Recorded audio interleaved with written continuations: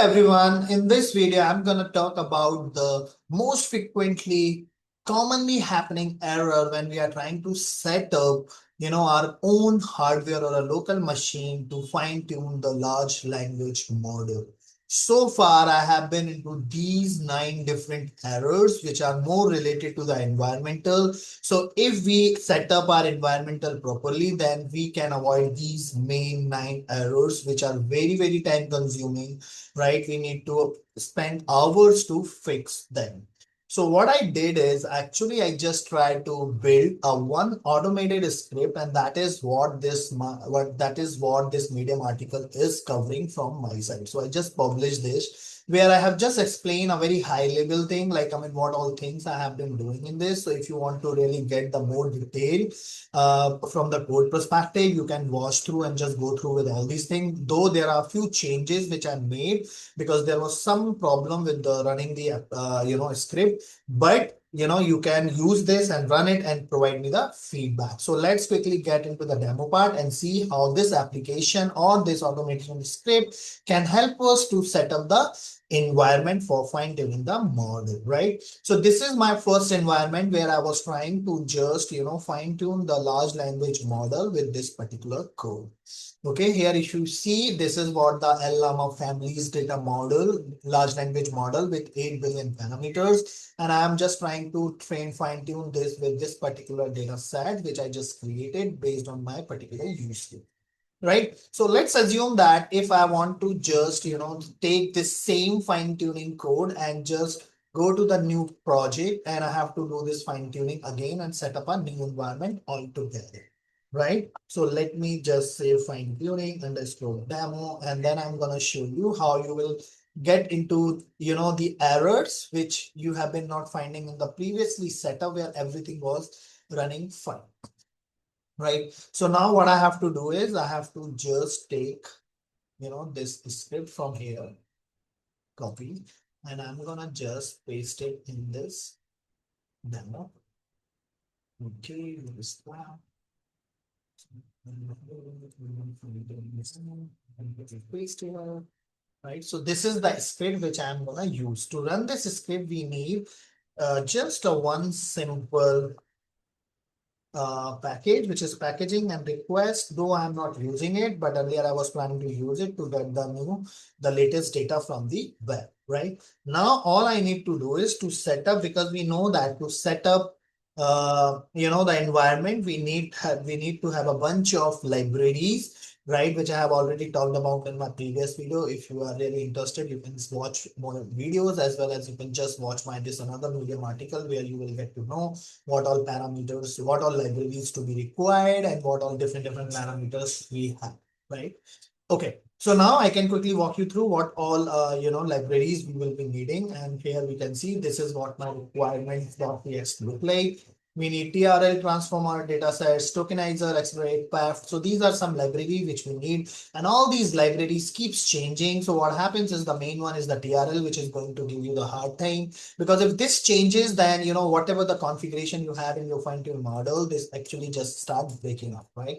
So if you just see this code right here, we have a bunch of training arguments, and due to some reason, if there is a new TRL version which actually provide us this SFT trainer through which we actually fine tune the model. Here we have to feed in our training arguments, and if there is a name change, or they remove something, or they just change anything from the argument perspective, and if we are using it, this is going to be failed. So one is the dependency version compatibility, then changing those libraries to either delete or add a new parameter or rename something.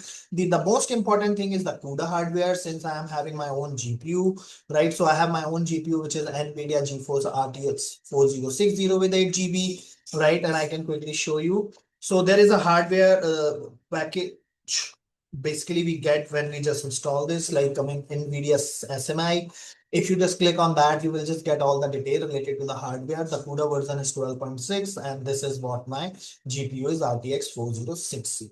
right? So this is where the another problem happens, because if you want to utilize the GPU, you need a PyTorch library, and you can go to the PyTorch, and here you can see the CUDA related, the libraries which you will be needing, and this is the command which you need to have, right? So this is again increase the complexity of the version compatibility along with, the PyTorch version, CUDA hardware, and the libraries version which we have for the different libraries which I just showed you right now.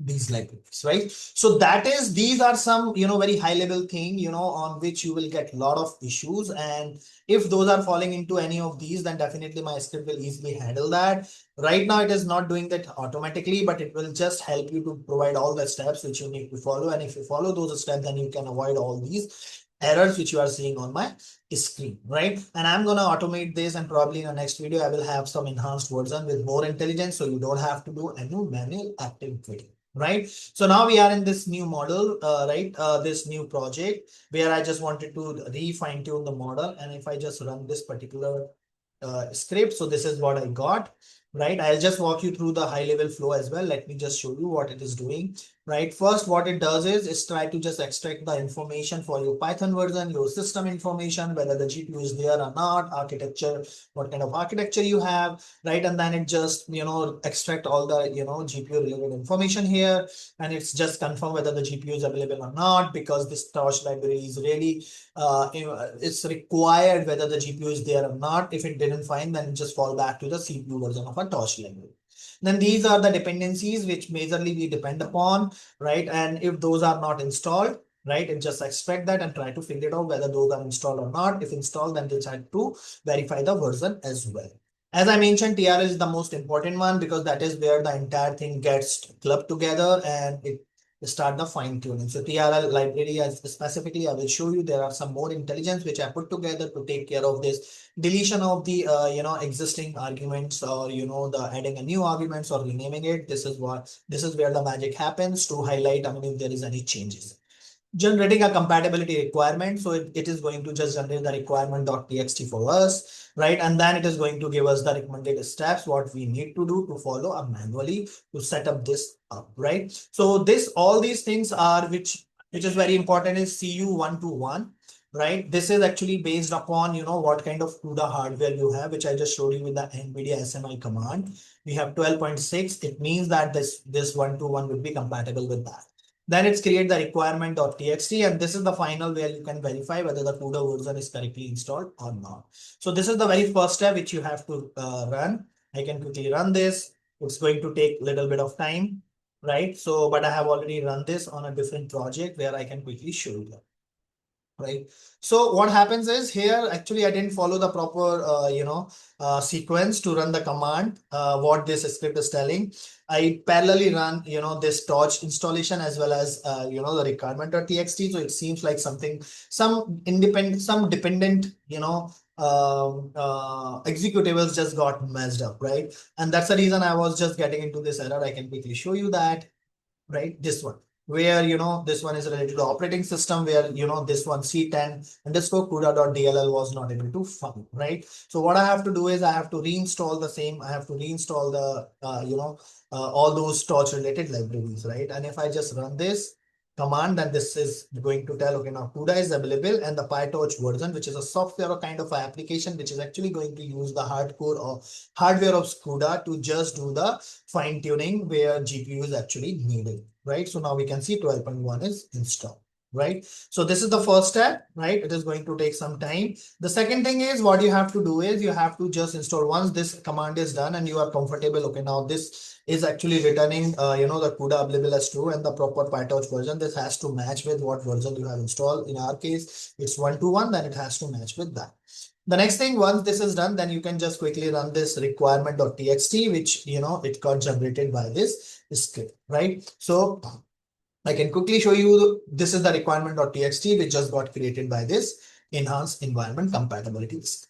right? So this is what it does. And hopefully if you just use this script, then you won't face any setup related information and you can completely focus on just fine tuning your model, right? So let me just quickly walk you through with the code which I have written. Get system info, right? It's very standard thing. So we have to just extract the system information, and that is where, you know, we are just trying to use this Python code, right? Then we have a check GPU compatibility. If you just see, I mean, I'm just executing this NVIDIA semi-executable with the sub process and then capturing and parsing the output of that. Checking an install package, which is a very standard thing in a Python to do it. This is how I'm doing it. You have your own way, you can just do that. The only thing to keep in mind in future, if as per now, these are the main libraries on which fine tuning depends. But if this has to be changed, we can always come here and change that. Probably in a future video, in the future enhancement, I will just try to fetch this dynamically. I don't know how complicated it's gonna be, but definitely I will do it because it's really worth to do it, right? So the point is, if you want to remove or add a new dependency in future, if that happens, then you can come here and change that so that your environmental script will be compatible with that.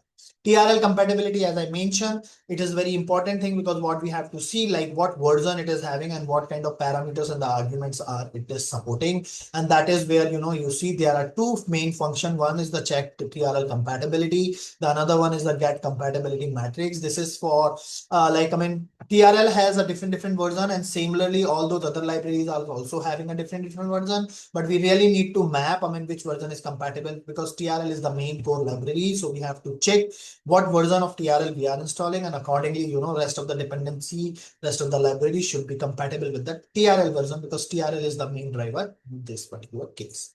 Analyze the compatibility issues. This is where, you know, adding a new parameters, you know, removing the parameters, and those all those kind of validations are happening here, right? And then next one is again, it's just these are the three, four validation which we have to do. The next one is related to Conda, whether we need a Conda environment, but right now I'm just using a PIV one, but I can enable this Conda one because this is already there. All I need to do is to just call this in my main program where I'm just, you know, orchestrating the entire flow, right? So here what we are doing, the very first step is we are trying to see whether the torch CUDA, which CUDA version we have, right? And then we are extracting the sysinfo here. And sysinfo is actually the very first method which I showed you, which actually use the NVIDIA SMI to get the CUDA version. Once it's figured out, then it says, okay, which one is there? And then according to that, it's trying to see which PyTorch version would be the compatible with that hardware CUDA version, right?